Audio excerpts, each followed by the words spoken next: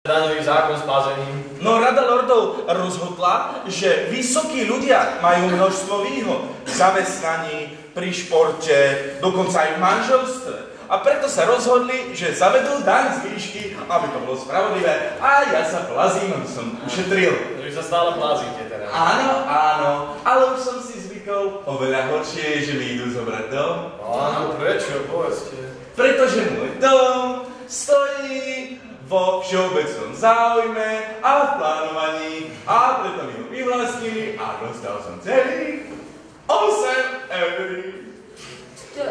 Dobre, tomu rozumiem, to ako keby som si chcela postaviť hniezdo, privedal do toho hniezda nejakého krásneho supa a o tom, kto v ňom bude bývať, rozhodne niekto iný? To by ste tam boli akože sup so supičkou? Aha, ty.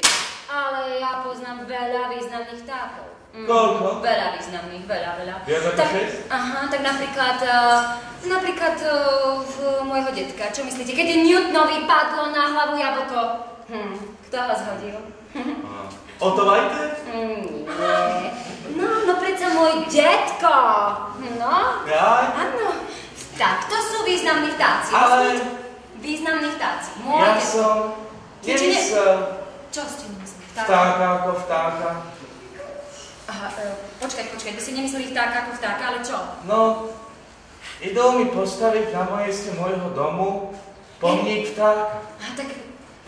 Ale chápete? On nemyslel vtáka ako vtáka. Nie, ja som nemyslel vtáka ako vtáka. Počkajte, vy ste mysleli ako nie vtáka ako vtáka, ale vtáka ako vtáka, hej? Či čo? Dá sa povedať, ale myslel som skôr vtáka ako vtáka, nie vtáka ako vtáka. Už rozumiem, tak nie vtáka ako vtáka, ale vtáka ako vtáka. Vtáka ako vtáka. No, vtáka ako vtáka. Aha, cigáro. No moment, ja by som tu veľmi nefajčil.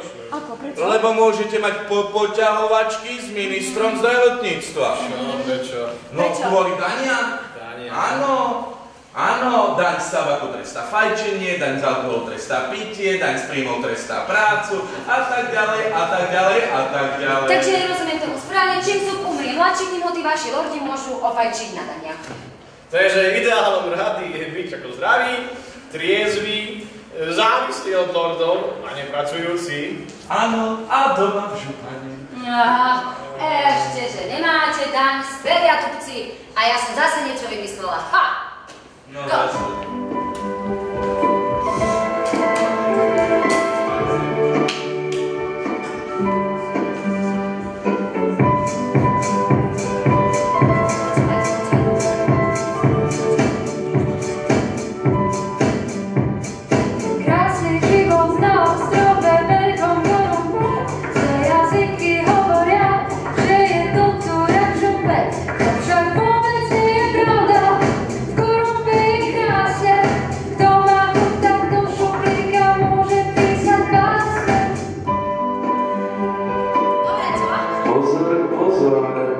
Vážení občania, venujte prosím pozornosť nasledovnému oznamu.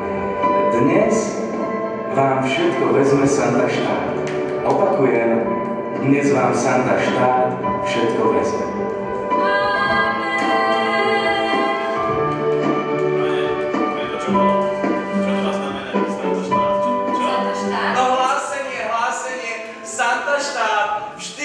Jednu noc na konci marca chodí, aha, vidíte toho muža? V tých bielo-červeno-modrých šatách, čo má taký divný úsmev a čudný účes. A vidíte to vrece, čo má na pleciach, tak je väčšie od domu k domu. Vidím, ale tak prečo nezobudíte ľudí, čo tam spia, že je to zlodej? Že nie je to zlodej! Prečo je to poplach urobte?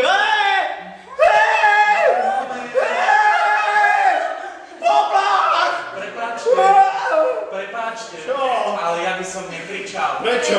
Pretože Santa štát zatočí s každým, kto je vzpúrny. A čo? Áno. Tak ja nám Santa Claus, nie? No, čo sú Vianoce? To je uchylák, obyčajný uchylák. Uchylák!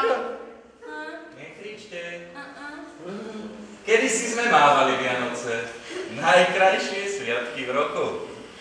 Ale potom Rada lordov rozhodla, že budeme mať všetci rovnaké stromčeky, rovnaké ozdoby, je to spravodlivé a Santa štát chodí od domu k domu a berie si, berie. Všetci sa tvária, že spia a berie. Páne, prečo tomu to ja nerozumiem? Prečo sa tí ľudia tvária, že spia? A prečo radšej nezostanú hore a nenahlásia toho zlodeja a nenechajú si všetko, čo majú a potom by mohli si sami kupovať darčeky a dať ich tomu, komu by sami chceli, nie? To nie. To tak predsa nemôže fungovať. Musíme mať všetko rovnaké, aj to bolo spravodlivé. Aj keď je pravda, že Santa štát naozaj dbá na to, aby sa každému niečo vrátilo. Ale ja ako to tak sledujem, tak najviac dostane niekoľko vyvolených rodín v meste a tí ostatní len tak málo, ale veľmi dbá, aby každý dostal to niečo, ale ja veľmi presne neviem, lebo túto štatistiku si presne vedie môj manžel. A nestratila sa náhodou tá krásna atmosféra Vianoc? Áno. No, tak dávne sú Vianoce už také, ako bývali. Blbosť to tu valcuje a blbosť to tu. Áno, mámo, pieseň, mámo, pieseň, mámo, pieseň,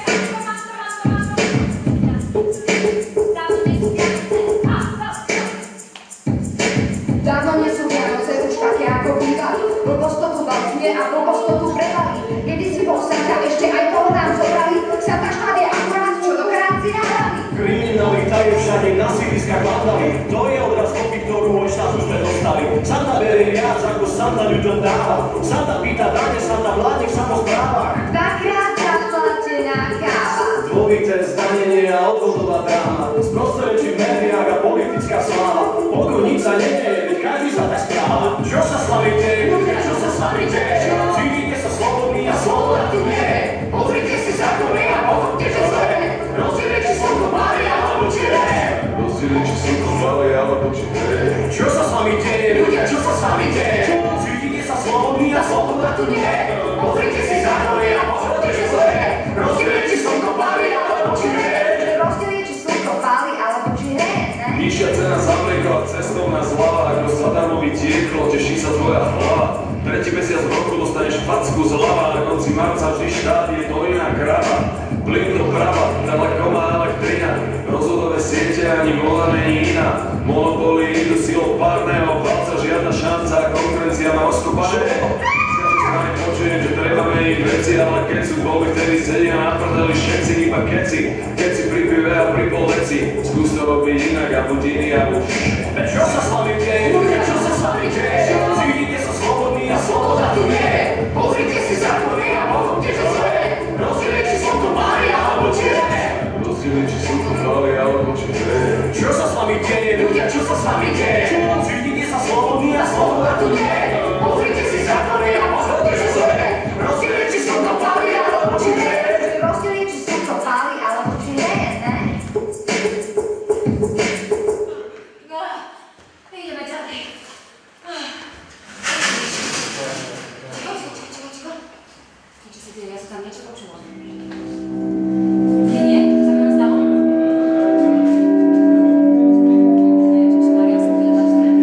Mier je vojna.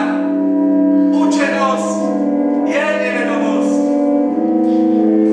Sloboda je to najťažšie zo všetkých bremien, ktoré ľudstvo môže niesť. Sloboda sú tie najťažšie obchody. Sloboda je nesmiernou záťažou na pleciach mužov a žien, pretože vyžaduje používanie rozumu a vôle. Slobodná vôľa vás učí byť zodpovedných za svoje činy, ale keď sa pridáte ku mne, ja rozhodnem za vás. Za vás všetkých. Ale aká je v tom cnosť, že všetky rozhodnutia za nás urobíte vy? Žiadna cnosť. Predstavte si také malé zvieratko, ktoré behá po poli, po lese, hoci kde, robí čo chce. Niekto ho vedie, nejaká vyššia moc. Netrápi sa nejakým rozhodovaním a nejakou vôľou.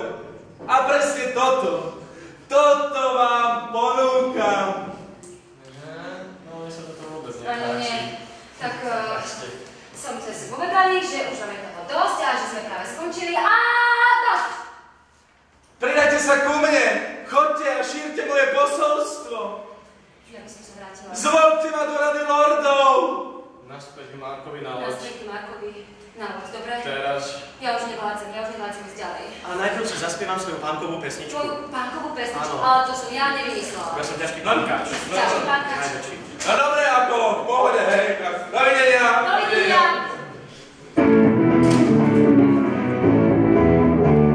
Čo sa deje v tejto zemi? Hľadí na to ako nemi. Čo sa deje v tomto svete? To je to, čo sa ti deje, to je to, čo sa ti deje. Pýtal som sa proti vodnám, čo sa na som vyšiel kúva. Čo sa deje v tomto meste? Na manipulácii meste.